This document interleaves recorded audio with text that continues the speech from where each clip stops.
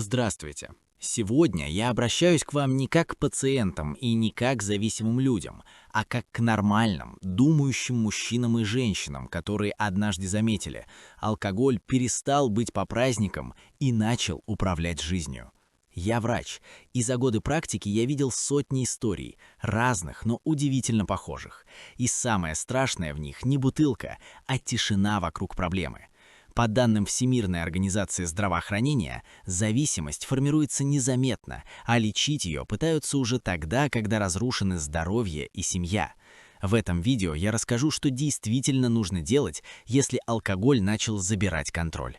Досмотрите до конца. В финале будет ключевой принцип, который игнорирует 90% людей. И да, прямо сейчас поддержите видео лайком и подпишитесь на канал. Это помогает нам говорить правду. Чаще всего мне говорят: «Доктор, дайте средства, чтобы не тянуло». И вот здесь начинается большое заблуждение. Не существует волшебной таблетки, но существует система, признанная ведущими медицинскими школами мира, включая исследования Национальных институтов здоровья США. Алкоголь – это не слабость характера, а биохимическая ловушка. Он меняет работу мозга, гормонов и даже кишечной микрофлоры. Пока человек борется только силой воли, он всегда проигрывает. Именно поэтому народные средства, о которых я сегодня расскажу, работают не сами по себе, а как часть правильной схемы. Если вам важно разобраться, а не просто потерпеть, обязательно поставьте лайк. Дальше будет неожиданно. Один из самых замалчиваемых фактов – тяга к алкоголю усиливается из-за дефицита конкретных веществ. Это подтверждают и европейские клинические обзоры, и практика реабилитационных центров. Магний, витамины группы В, аминокислоты – все это буквально вымывается регулярным употреблением. Поэтому первое, с чего нужно начинать – восстановление базового фона организма. Простейший народный рецепт, который я разрешаю даже пожилым людям – отвар овса. 1 стакан неочищенного овса залить 1 литром воды, варить 30 минут, принимать по 100 мл 3 раза в день до еды курсом 21 день. Это не лечение зависимости, это подготовка почвы, без которой дальше идти бессмысленно. Теперь важный момент, о котором редко говорят вслух. Алкоголь – это быстрый способ снять внутреннее напряжение. Пока тело зажато, а дыхание поверхностное, мозг будет требовать разрядку. Поэтому в медицинских рекомендациях все чаще появляются дыхательные и телесные упражнения. Самое простое. Утром и вечером 5 минут медленного дыхания, вдох на 4 секунды, выдох на 6. Затем изометрическое напряжение. Сжать мышцы всего тела на 5 секунд и полностью расслабить. Повторить 5 раз. Это кажется слишком простым, но именно такие техники снижают уровень кортизола, гормона стресса, который напрямую связан с тягой к алкоголю. Если эта информация полезна, поддержите видео прямо сейчас. И вот мы подходим к тому, что я называю средством номер 1, о котором десятилетиями предпочитали молчать. Это не трава и не настойка. Это восстановление нормальной работы дофаминовой системы, системы удовольствия. Без этого любые кодировки и запреты дают лишь временный эффект. В народной практике здесь использовали сочетание режима сна, питания и простых адаптогенов, например, настой зверобоя. 1 столовая ложка на 250 мл кипятка, настаивать 15 минут, принимать 1 раз в день только утром, курс не более 14 дней. Но самое важное, как и когда это применять. Именно здесь большинство делает роковую ошибку. Об этом дальше, поэтому обязательно досмотрите до конца и подпишитесь на канал. Теперь я скажу вещь, которая сначала вызывает сопротивление. Пока человек продолжает жить в том же ритме, в котором формировалась зависимость, никакие средства не работают. Это подтверждают данные клинических наблюдений National Institutes of Health. Мозг цепляется не за алкоголь, а за привычный сценарий жизни. Поэтому следующий шаг – изменение вечеров. Не глобально, не с понедельника новая жизнь, а всего 1 якорь. Каждый вечер в одно и то же время теплый травяной чай и 10 минут тишины без телефона. Звучит банально, но именно так формируется новый рефлекс. Если вы сейчас слушаете и узнаете себя, поставьте лайк. Это сигнал, что тема действительно важна. Часто спрашивают, а что делать с резким желанием выпить? Здесь помогает метод, который в народе знали давно, а современная медицина только подтвердила. Речь о горечах. Горький вкус снижает тягу к алкоголю на уровне рецепторов. Простейший рецепт. Настой полыни. Половина чайной ложки сухой травы на стакан кипятка. Настоять 10 минут. Не пить, а только сделать 1-2 глотка при сильной тяге. Не чаще 1 раза в день и не дольше 7 дней. Это не лечение, а экстренный тормоз. Его задача выиграть время, пока мозг не переключился. И да, в этот момент особенно важно помнить, зачем вы вообще начали этот путь. Следующий пласт – тело. Алкоголь разрушает не только печень, как думают многие, но и мышечный тонус и сосудистую регуляцию. Поэтому умеренная физическая нагрузка не спорт, а терапия. Я рекомендую простую схему. Ежедневная ходьба 20-30 минут и 1 упражнение утром. Встаньте прямо, ноги на ширине плеч, медленно поднимите руки вверх на вдохе, на выдохе наклонитесь вперед, полностью расслабив шею и спину. Повторить 7 раз. Это упражнение снижает внутреннее напряжение и улучшает приток крови к мозгу. Именно после таких простых действий люди замечают: сегодня тянуло меньше. Это не совпадение. Но есть еще одна ошибка, о которой я обязан предупредить. Многие заменяют алкоголь сладким. Печенье, конфеты, сладкий чай, и кажется, что стало легче. На самом деле скачки сахара усиливают тягу. Исследования крупных клиник, включая подходы Mayo Clinic, показывают, стабилизация питания критически важна. Простое правило – белок в каждом приеме пищи. Яйца, рыба, бобовые, творог. А из народных средств хорошо работает отвар шиповника. 2 столовые ложки плодов на 500 мл воды, варить 10 минут, пить в течение дня. Он поддерживает сосуды и снижает усталость. Вот теперь мы подходим к моменту, который я всегда называю точкой перелома. Если человек выдерживает первые 14 дней по этой схеме, мозг начинает работать иначе, сон становится глубже, тревога снижается, а главное, появляется ощущение, что контроль возвращается. Именно здесь многие расслабляются и совершают срыв по чуть-чуть. Этого делать нельзя.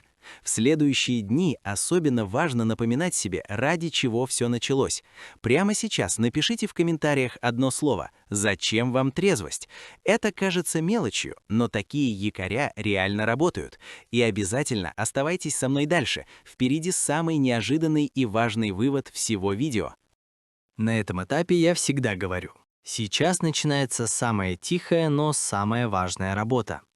Алкоголь уходил, и обнажалась пустота. Именно она пугает сильнее всего. Современные нейробиологи, включая исследования Гарвардской медицинской школы, показывают, мозгу нужно замещение, а не запрет. Поэтому я рекомендую простой ритуал восстановления дофамина, без химии. Каждое утро солнечный свет в глаза 5-10 минут и холодная вода для лица и шеи 30-40 секунд. Это запускает естественную выработку нейромедиаторов. Делать ежедневно, без пропусков. Это выглядит несерьезно, но именно такие вещи возвращают ощущение энергии, из-за которого раньше тянуло к бутылке. Теперь о народном средстве, которое часто используют неправильно. Речь о меде. Мед – не замена алкоголю и не сладкая костыль. Его задача – мягко поддержать нервную систему вечером. Правильная схема – 1 чайная ложка натурального меда, растворенная в теплой воде, за 40 минут до сна. Не больше и не каждый день, 3-4 раза в неделю. Если пить его бесконтрольно, эффект будет обратный. Здесь важна дисциплина, а не вера в чудо. И если вы досмотрели до этого момента, поставьте лайк. Дальше будет ключевая ошибка, которая ломает весь процесс. Очень часто мне говорят: «Доктор, а если все это не сработает?» И вот здесь я всегда возвращаю людей к фактам. В реабилитационных программах, опирающихся на данные Stanford Medicine, успех зависит не от силы средства, а от последовательности. Лучше сделать 60% плана каждый день, чем 100% 1 раз в неделю. Поэтому если нет сил на все, выберите 3 опоры – сон, питание, дыхание. Все остальное – дополнение.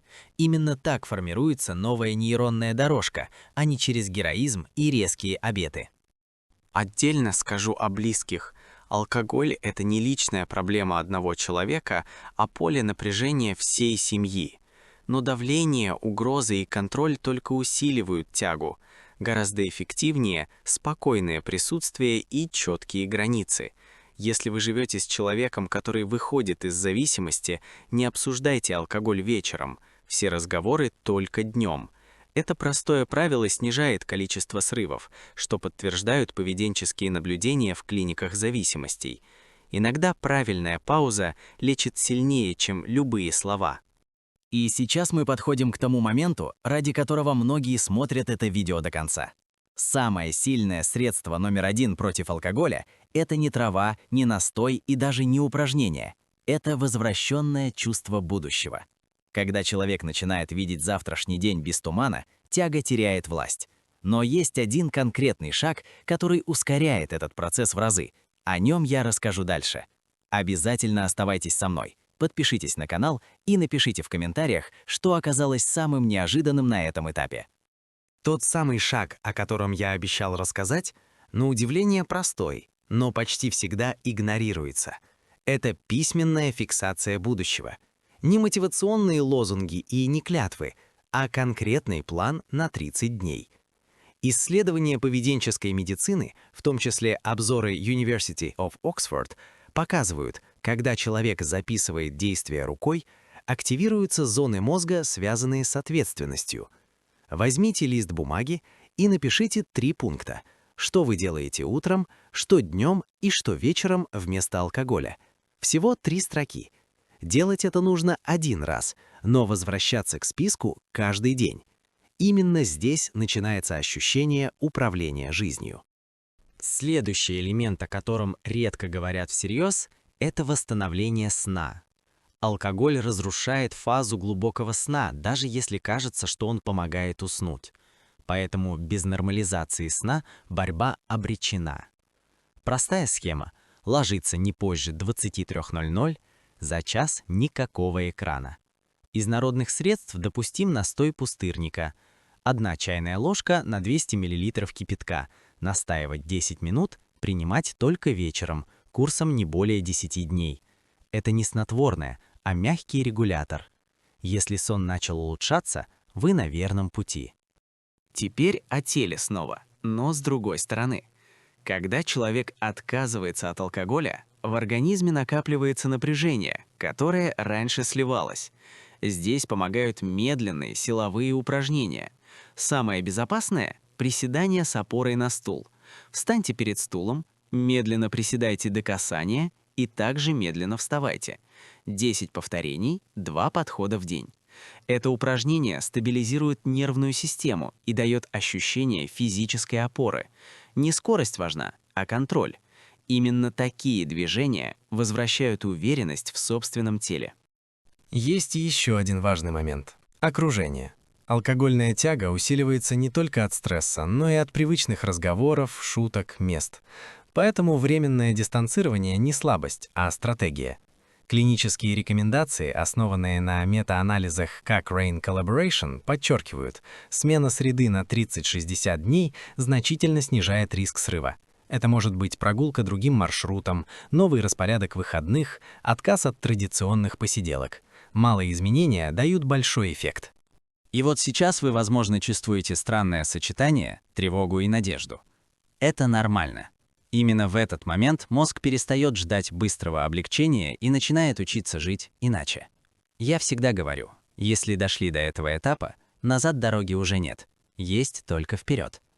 В следующей финальной части я подведу все к одному простому выводу и дам четкий алгоритм, как удержать результат надолго. Не уходите, обязательно досмотрите до конца, поставьте лайк и подпишитесь на канал. Самое важное впереди. Сейчас я хочу, чтобы вы услышали главное без эмоций и громких слов. Алкоголь уходит тогда, когда у человека появляется структура. Это подтверждают наблюдения программ общественного здравоохранения, в том числе подходы Centers for Disease Control and Prevention. Устойчивые изменения формируются не через запрет, а через повторяемые действия. Поэтому зафиксируйте для себя минимум дня. Сон вовремя, 1 теплый прием пищи, 10 минут движения и 1 ритуал тишины. Даже если день тяжелый, этот минимум не обсуждается. Именно он держит результат. Еще одна ловушка – ожидание быстрых чудес. На 3-й и 4-й неделе может прийти мысль «я справился, можно расслабиться». Врачебная практика говорит обратное. Это время укрепления, а не праздника. Продолжайте дыхание, прогулки, простые упражнения и травяные схемы без увеличения дозировок. Если использовали пустырник или зверобой, сделайте перерыв. Народные средства работают только при уважении к ним. Контроль — это не напряжение, а спокойная последовательность. Важно понимать, если вдруг случился срыв, это не конец пути. Это сигнал, что один из элементов выпал. Сон, питание, нагрузка или окружение. Не возвращайтесь к самообвинению.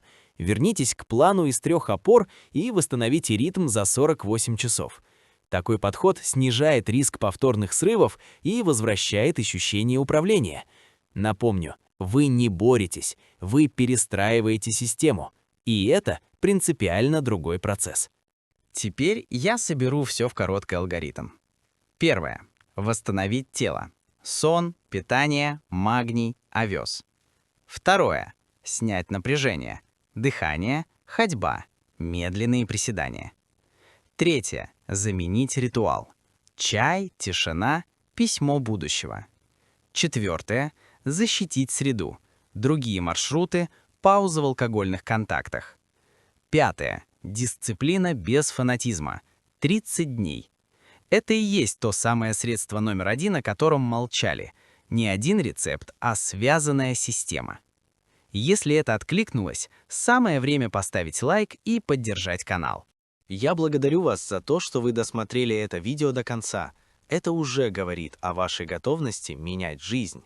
Если информация была полезной, подпишитесь на канал Доктор Здоровья, напишите комментарий и поделитесь этим видео с теми, кому оно может помочь. Здесь мы говорим честно и простым языком о сложных вещах. Берегите себя, действуйте спокойно и последовательно, и результат обязательно будет. До новых встреч!